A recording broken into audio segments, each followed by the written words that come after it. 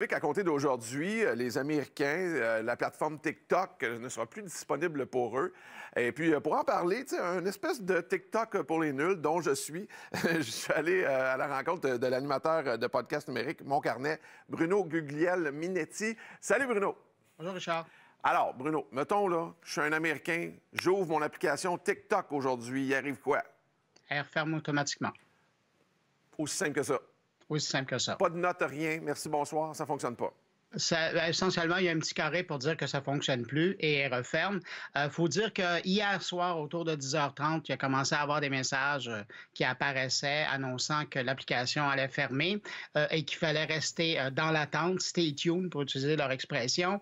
Et à partir de là, tranquillement, pas vite, les Américains ont vu s'éteindre devant eux l'application. C'est 170 millions d'Américains qui utilisaient de façon mensuelle là, cette application-là et qui se retrouvent un peu dans le noir, même plus capables d'aller chercher les vidéos qu'ils ont déjà publiées ou ceux qu'ils avaient mis en sauvegarde parce qu'ils aimaient les recettes, parce qu'ils aimaient les conseils.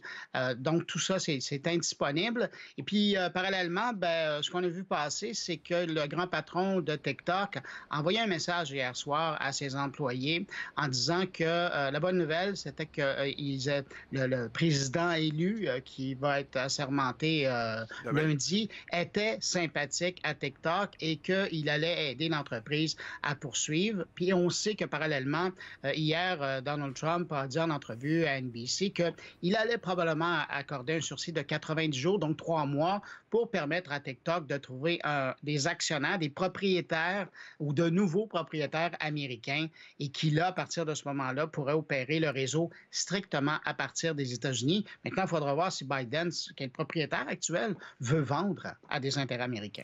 Mais là, les Américains, ou en tout cas Donald Trump, dit écoute, ils prennent nos données puis ils font de l'espionnage, mais les données, justement, ne sont pas déjà aux États-Unis? Oui, c'est intéressant de revenir là-dessus parce qu'effectivement, Biden a toujours dit que, Biden, en tout cas la direction américaine, là, a toujours dit que les données américaines restaient aux États-Unis. Le problème, c'est que Biden, en partie, est grandement une propriété d'intérêt chinois. Et en Chine, si on veut opérer une entreprise en ligne, on doit absolument, c'est dans la loi, là, on doit laisser une porte ouverte en arrière au cas où des services de renseignement chinois auraient besoin d'informations. Et comme dirait l'expression, c'est là où le bas blesse parce que les Américains se disent, oui, mais c'est bien beau, les informations ont beau être sur un serveur aux États-Unis, qui nous garantit que la porte n'est pas ouverte pour le gouvernement chinois. Et de là, le problème. Et de là, au mois d'avril dernier, le Congrès américain a décidé de façon bipartisane de mettre une loi en marche. Puis le président Biden l'a signé pour que, à ce moment-ci, si Biden ne montait pas patte blanche, si Biden, montrait pas patte blanche et permettait pas à des Américains d'acheter ça pour assurer la sécurité du système, ils allaient fermer, puis c'est là où on est rendu. Hey, il nous reste une vingtaine de secondes, Bruno, mais évidemment, maintenant, Donald Trump va être assermenté demain.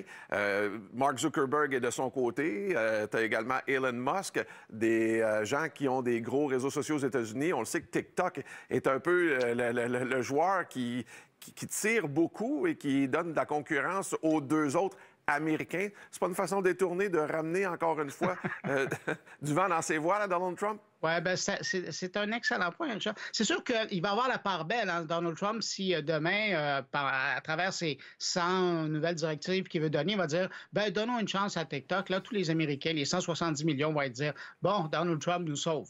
Et c'est Biden qui va avoir eu l'affreux de la nouvelle. Mais de l'autre côté, je pense que Mark Zuckerberg, de voir TikTok terminé, pas inaccessible, ça doit faire son affaire parce que c'est des gens qui vont se retourner vers Instagram et peut-être d'autres plateformes qui possèdent. Ne serait-ce que pour ces 90 jours-là, qui vont avoir de grâce, eux autres, Facebook et Instagram et X, entre autres. Merci beaucoup, Bruno, pour ces quelques minutes ce matin. Au revoir, Richard. Salut.